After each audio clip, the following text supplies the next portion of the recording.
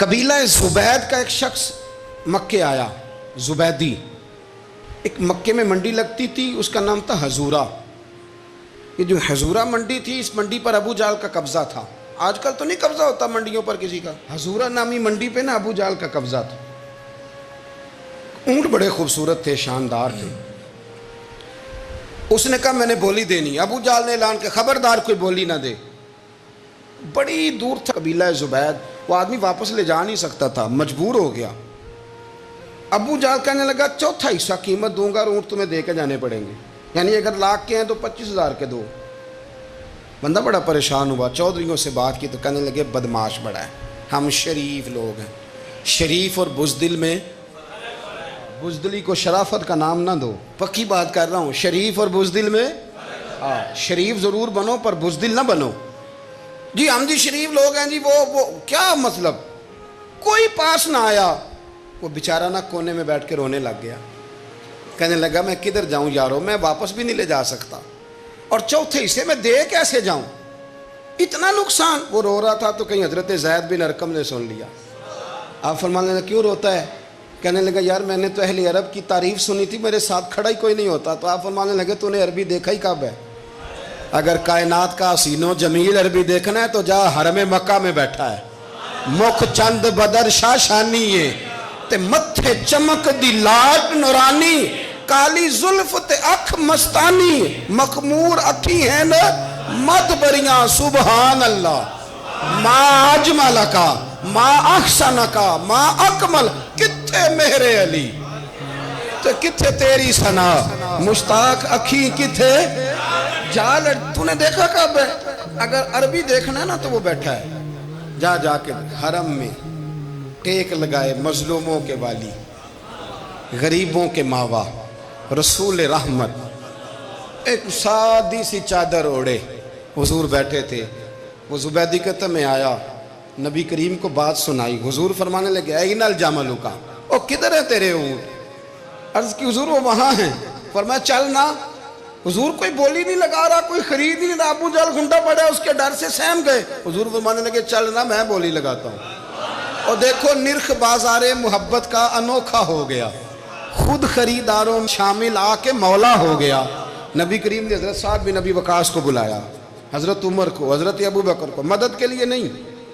حضور فرمانے لگے میری جیب میں پیسے تھوڑے ہیں، ظاہری طور پہ تھوڑے ہیں، ورنہ تو کائنات کے خزانوں کی کنجیاں حضور کے پاس۔ تھوڑے تھوڑے پیسے دو بھی بولی دینی ہے۔ سب سے پیسے لیے چلو بولی لگانے چلے۔ حضور آئے، اللہ اکبر، یہ میرے رسول کا طریقہ ہے۔ آؤ ذرا تھوڑی دیر کے لیے سوچیں۔ ابو جہل بیٹھا ہے بڑی مسند پہ، قربان جاؤں مدینے والے حبیب۔ وہ زبیدی کہتا اس کے کپڑے مہنگے تھے، حضور کے سادے تھے۔ اس نے بڑی پگڑی باندھی تھی، حضور کی سادی تھی۔ کہتے ہیں وہ آنکھیں اٹھا کے بات کرتا، مدینے والے نبی آنکھیں جھکا کے بات کرتے۔ وہ بولتا جاتا، حضور تھوڑے تھوڑے سادے سادے ٹھہر ٹھہر کے جملے بولتے۔ کہتے ہیں نبی کریم علیہ السلام اس کے ساتھ آ کے حضور بیٹھ گئے اور فرماتے ہیں میرے رسول کریم نے اپنا جبہ سیدھا کیا، پگڑی کو حضور نے سیدھا کیا اور فرمایا چل لگا بھائی بولی۔ ایک اس نے لفظ بولے، پھر حضرت ابو بکر نے بولی دی، پھر حضرت عمر نے دی، پھر سعد بن ابی وقاص نے دی، پھر زید بن ارقم نے دی، پھر رسول کریم نے دی۔ وہ کہتا ہے جتنے میں بیچنا چاہتا تھا نبی پاک نے ڈبل میں میرے اونٹ خریدے، ڈبل میں اونٹ خریدے میرے رسول۔ سلام اس پر کہ جس نے دشمنوں کو بھی قبائیں دی، سلام اس پر کہ جس نے گالیاں سن کر دعائیں دی۔ اور میرے اعلیٰ حضرت کہنے لگے جاؤ جا کے اعلان کر دو، غم زدوں کو رضا مجدہ دیجئے کہ ہے بے کسوں کا سہارا ہمارا، بے کسوں کا سہارا، جاؤ غم زدوں کو رضا مجدہ دیجئے کہ ہے بے کسوں کا سہارا۔ رسول کریم صلی اللہ علیہ وسلم نے نا خریدا مال، اور حضور سید عالم وہاں سے نکلے، اور نکلتے وقت حضور فرمانے لگے ابو جہل تیری آج شکایت آئی ہے، آج کے بعد نہ آئے۔ مکہ سارا اس کے ساتھ ہے، حضور کی مخالفت ہو رہی ہے، 40 لوگ ہیں صرف کلمہ پڑھتے، اور دین کا کام دار ارقم میں قید ہو کے کرنا پڑتا ہے۔ لیکن جب ظالم کے خلاف نکلے ہیں تو پھر دار ارقم میں بند ہو کے نہیں، پھر میدان میں نکلے اور فرمایا آج کے بعد تیری شکایت نہ آئے۔ کہنے لگا جی بالکل نہیں آئے گی، میں آپ کو موقع نہیں دوں گا. حضور چلے گئے تو پیچھے سارے کافر اس کے گرد اکٹھے ہو گئے, کہنے لگے ہم پہ تو بڑا روب ڈالتا ہے, اب تجھے کیا ہوا, پانی پانی ہو گیا, تو کیا کون سا سانپ سونگ گیا, بولا ہی نہیں. کہنے لگا مجھے لات و منات کی قسم, جب مصطفیٰ کریم میرے پاس آئے تو ان کے ساتھ ایسی ایسی طاقتیں تھیں, نیزے تھے, برچیاں تھیں, بھالے تھے, مجھے لگتا تھا میں نے سی کی تو میرے ٹکڑے ٹکڑے کر دیں. کہنے لگے جا پاگل ہو گیا, ان کے پاس تو چھڑی بھی کوئی نہیں تھی, وہ تو خالی ہاتھ ہیں, بکواس کرتا ہے, کچھ بھی نہیں تھا. کہنے لگا مانو نہ مانو, ان کے پاس بڑا کچھ تھا. اور اگلی بات جو اس نے کی وہ تاریخ میں محفوظ ہے, وہ تاریخ میں محفوظ ہے, وہ تاریخ میں محفوظ ہے, وہ تاریخ کا حصہ ہے. ابو جہل کہنے لگا اٹھتے ہی کہ مجھے لگتا ہے جب تک محمد ابن عبداللہ موجود ہیں یہ ہمیں ظلم نہیں کرنے دیں گے, یہ ہمیں کوئی زیادتی کرنے, تاریخ میں محفوظ ہے جملہ ابو جہل کا. کہنے لگا جب تک یہ موجود ہے ہمیں کوئی زیادتی کرنے. حضرت فرمایا کرتے تھے زندہ نبی کے ماننے والوں زندہ بن کے زندگی گزارو. زندگی زندہ دلی کا نام ہے, مردہ دل کیا خاک جیا کرتے. جو قومیں سر اٹھا کے جیتی ہیں وہ زندہ ہوتی ہیں. اس لیے اپنی زندگی میں حق کے خود اختیاری پیدا کریں, جینا سیکھیں, لڑنا سیکھیں, میدان میں رہنا سیکھیں. سہم سہم کے وقت نہیں گزرے گا, ظلم سہنے سے بھی ظالم کی مدد ہوتی ہے. لہٰذا حق لینا سیکھیں, حق پر کھڑے ہونا سیکھیں, اپنے مزاج میں یہ باتیں پیدا کریں. مجھے خاتون نے پوچھا, میرا بھائی کہتا ہے حصہ لے لے پھر میرے مرے کا منہ نہ دیکھنا. میں کہا پتر تو حصہ لائے نہ منہ ویکھی ہوتا, کوئی ضرورت نہیں, منہ ایسے ظالم کا منہ ویسے بھی نہیں دیکھنا چاہیے جو بہنوں کا حصہ کھا جائے.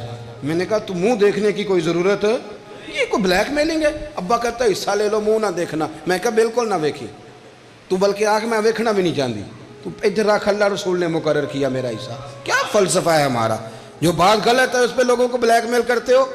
جائز بات پہ ڈٹنا سیکھو. آپ جب ڈٹ جاتے ہیں نا تو پھر اللہ مدد کرتا ہے, پھر اللہ تتنزل علیہم الملائکہ, پھر اللہ فرشتے بھی نازل کرتا ہے. حضور نے فرمایا جو جان کی حفاظت کرتے مر گیا وہ بھی شہید, جو مال کی حفاظت کرتے مر گیا وہ بھی شہید, جو دین کی حفاظت کرتے مر گیا وہ بھی, جو خاندان کی, اپنے گھر کی, اپنے بچوں کی حفاظت کرتے مر گیا وہ بھی. اتنا بڑا درجہ حضور نے بیان کر دیا ہے. حضرت معاذ ابن جبل حضور کے بڑے پیارے صحابی ہیں, وہ بھی طاعون کے مرض سے دنیا سے گئے, ان کو طاعون کا وہ مرض ہو گیا تھا. حضرت ابو عبادہ بن جراح رضی اللہ تعالیٰ عنہ, نبی پاک علیہ السلام نے فرمایا یہ میری امت کا امین ہے, ان کو امین الامت کہا جاتا ہے. اور 10 مبشرہ صحابی ہیں, ان 10 لوگوں میں شامل ہیں جن کے لیے نبی پاک علیہ السلام نے فرمایا تھا میرا تمہارے ساتھ وعدہ ہے, رب تمہیں جنت عطا فرمائے. 10 مبشرہ صحابی اور اتنے بڑے صحابی کہ انہوں نے میدان احد کے اندر اپنے والد کو قتل کیا تھا. لوگوں نے کہا آپ نے اپنا باپ مار دیا, فرمایا باپ نہیں مارا, میں نے اپنے محبوب کا دشمن مارا ہے. اتنے پکے عقیدے کے بندے کہ باپ کو قتل کرنا پڑا تو دین کے رستے میں اسے بھی قتل. حضرت ابو بکر صدیق رضی اللہ تعالیٰ عنہ فرمایا کرتے تھے جب آپ امیر المومنین تھے, فرماتے تھے اگر میں اپنی جگہ کسی بندے کا بیٹھنا پسند کرتا ہوں تو ابو عبادہ بن جراح کا بیٹھنا پسند کرتا ہوں. ہمارے اتنا تگڑا آدمی. ملک شام کے اندر طاعون کی بیماری پھیل گئی, آپ بھی اس وقت وہیں قرب و جوار کے علاقوں میں تھے. طاعون کا مرض پھیل گیا, لوگوں نے آپ سے کہا یہاں سے نکلیے, فرمایا نہیں نکلوں گا, اس لیے کہ میرے نبی پاک علیہ السلام نے فرمایا جہاں یہ وبا پھیل جائے وہاں سے نکلنا نہیں, جو وہاں ہوں وہ باہر نہ نکلیں اور جو باہر والے ہوں وہ وہاں اندر نہ جائیں. حضور نے اس احتیاط کا کہا ہے میں نہیں نکلوں گا. اور مسند امام احمد بن حنبل کی حدیث ہے, نبی پاک صلی اللہ علیہ وسلم نے فرمایا جو طاعون سے ڈر کے بھاگا وہ اس طرح ہے جس طرح اللہ کے رستے میں جہاد کو چھوڑ کے بھاگنے والا. اور فرمایا جو طاعون کی وجہ سے مر گیا اللہ اسے شہادت کا درجہ عطا کر دے گا. حضرت ابو عبادہ بن جراح امین الامت, فرمایا نہیں جاؤں گا. لوگوں نے کہا یہاں طاعون پھیل گیا ہے, تو فرمایا میرے رب کی قدرت ہے, اس کی حکمت ہے, اسے بھی تو پتہ ہے نا اس کا بندہ یہاں موجود ہے, پھیل گیا تو اس کی حکمت ہے, اس کی قدرت ہے.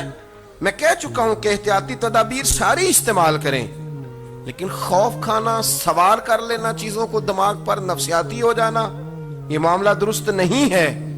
حضرت ابو عبادہ بن جراح مسجد میں نماز کے لیے جا رہے تھے تو رستے میں پھنسی نکلی اور مسجد میں پہنچنے سے پہلے وصال کر گئے.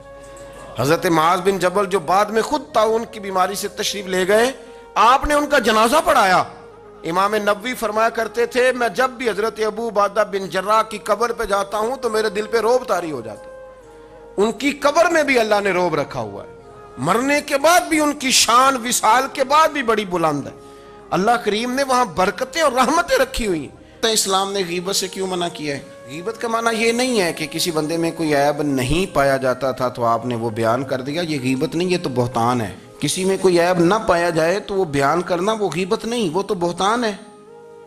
غیبت کی تفصیل یہ ہے, تشریح یہ ہے, غیبت کی تعریف یہ ہے کہ کسی میں کوئی عیب پایا جاتا تھا, آپ نے وہ اس کی غیر موجودگی میں ڈسکس کیا تو اس کا نام غیبت ہے. وہ عیب تھا, آپ سچ ہی بول رہے تھے, آپ ٹھیک کہہ رہے تھے, وہ عیب واقعی تھا, پر اسلام اس کو پسند نہیں کرتا.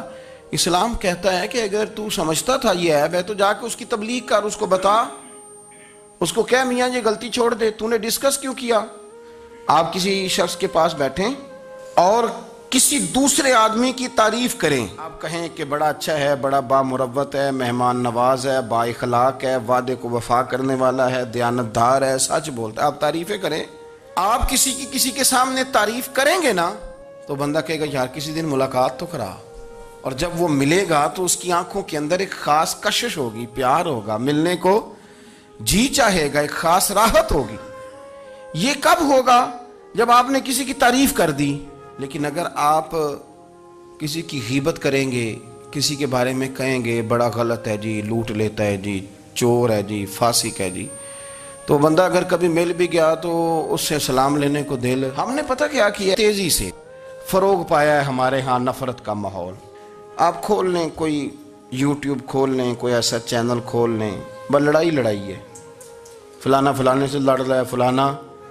مذہبی لوگوں کی میں منت کرتا ہوں کہ خدا را دین کو اس طرح کا ماحول تو نہ آپ دیں کہ لوگ کہیں کہ ان میں کوئی شے طے ہی نہیں, فلانا فلانے کا جواب دے رہا ہے, فلانا فلانے کا, اور بازاری زبان استعمال کی جا رہی ہے. اور ٹھیک ہے مسلمات جو طے تھے لوگوں نے تو ان کو بھی چھیڑنا شروع کر دیا, اور تضحیق کی جاتی ہے, لفظ اس طرح کے اختیار کیے جاتے ہیں جو ویسے ہی وزادار آدمی بولنا پسند نہیں کرتے. کیا آپ اپنی شکل دکھا رہے ہیں کفر کو کہ یہاں نفرت ہی نفرت ہے, اور وہ باتیں جن کو بالکل چھیڑنا نہیں چاہیے تھا ان پر بھی آپ کلام کرتے ہیں. آپ نے کوئی چیز نہیں چھوڑی, اس پر آپ نے بحث نہ کی ہو, الجھایا نہ ہو, میلہ لگا دیا, اللہ جانے کوئی کیا بول رہا ہے. دعوت دین کون دے گا؟ پیغام حق کون سنائے گا؟ فلانا فلانے کا جواب دے رہا ہے, اور پھر وہ دوسرے کا جواب دے رہا ہے, تیسرا تیسرے پہ تبصرہ کر رہا ہے, چوتھا پانچویں پہ تبصرہ کر رہا ہے. یہ کب تک بات ایسے چلے؟ یہی حال سیاسی لوگوں کا ہے. میرے ملک کا جو نوجوان اب بڑا ہو رہا ہے نا, میں بڑی ذمہ داری سے بتا رہا ہوں, وہ جیسے ہی بڑا ہوتا ہے تو وہ سمجھتا ہے میں ڈاکوؤں کے ملک میں پیدا ہوا ہوں, وہ سمجھتا ہے یہ شاید چوروں کی دھرتی ہے, وہ سمجھتا ہے شاید یہاں سب دھوکے باز ہیں. ہم اس طرح سے نچوڑ کے لوگوں کے دلوں میں نفرت بھری ہے, نچوڑ کے, کہ لوگ سمجھنے لگے ہیں اس ملک میں تو کوئی بندہ دیانتدار ہے ہی نہیں, کوئی بندہ اچھا ہے ہی نہیں, کوئی بندہ نیک ہے ہی نہیں. مذاق اڑ. ایک صاحب میرے پاس آئے ہوئے تھے, کہنے لگے پیر صاحب 11 سال ہو گئے پولیس کی نوکری کرتا ہوں, 1 روپیہ رشوت نہیں لی. وہ چلا گیا, میں نے اسے تھپکی دی تو وہ نکلا ہے, تو ایک بندہ کہنے لگا سب انہیں جو ہوتے نہیں نہ سکتا. میں نے کہا یار تو منشی ہے اللہ کی رحمت کا, یہ میرے رسول اللہ کا دین ہے اور قیامت تک لوگ اس پر عمل کریں گے. اس نے 11 سال کا ہے, وہ 40 سال بھی کہتا تو میں ماننے کو تیار ہوں. کیوں کچھی باتیں کرتے ہیں؟ آپ نے تو تباہی کر دی, کوئی بندہ ٹھیک نہیں بچا. ایسے میلہ لگا ہوا ہے, اس دھرتی کو آپ برا کہتے ہیں, اس کو چوروں کی اور ڈکیت کی اور فراڈ لوگوں کی آپ دھرتی کہتے ہیں. یہ وہ دھرتی ہے جس نے داتا گنج بخش علی حجویری جیسے لوگ رکھے ہوئے ہیں. یہ وہ دھرتی ہے جہاں بابا فرید جیسے لوگ بستے ہیں. کیا بات کرتے ہیں صاحب, یہ اتنے بزرگ ترین لوگ یہاں بستے ہیں اور آپ کیا بات کرتے ہیں؟ دیکھیں میں بالکل ہی غیر سیاسی اور غیر جانبدار رہتا ہوں ملکی معاملات میں, لیکن جس شخص نے پاکستان کو ایٹمی قوت بنانے کے لیے, اب تو بڑی عمارت ہو گئی ہے, غربت میں جس بندے نے کام شروع کیا تھا کہ ایٹمی طاقت بن جائے, اس نے کوئی کام کیا کہ نہیں کیا؟ آپ کو پاورفل بنایا کہ نہیں بنایا؟ کبھی تبصرہ ہوتا ہے اس پر بھی؟ ہمیں لاکھ اختلاف صحیح, ہم بھی بات کرتے ہیں مخالفت میں, لیکن تباہی نہیں اتار دی ہم نے, توہین کر کر کے, نفرت پھیلا کے. اس سے پہلے جو حکومت گئی, ایسا نہیں ہے کہ انہوں نے کوئی کام بھی ایسا نہیں جو اچھا نہ کیا ہو. ایسا نہیں ہے. میں ملک بھر میں سفر کرتا رہتا ہوں, میں دیکھتا ہوں بہت ساری جگہیں ایسی ہیں, بہت سارے دیہات ایسے ہیں جس میں بڑے بڑے شاندار روڈ بنائے گئے, کام کیا گیا. ان کی 99 خامیاں اپنی جگہ پر, خوبی کا بھی تو ذکر کریں. یہی حال اس گورنمنٹ کا ہو رہا ہے. لاٹھ لے کے لوگ ہیں, یہ بھی گندا وہ بھی گندا. یہ آپ کس طرح کی بات کر رہے ہیں؟ آپ نے تو ملک کو یہ نام دے دیا ہے کہ یہاں کوئی اچھا انسان بستا ہی نہیں. مولوی ہیں تو سارے برے ہیں, پیر ہیں تو سارے برے ہیں. کیا بات کرتے ہیں صاحب؟ یہ میرے رسول اللہ کی قوم ہے, یہ نبی پاک کی امت ہے, اور حضور نے فرمایا میری امت کبھی گمراہی پر جمع نہیں ہوگی. یہ نہیں ہو سکتا سارے لوگ ہی غلط ہو جائیں.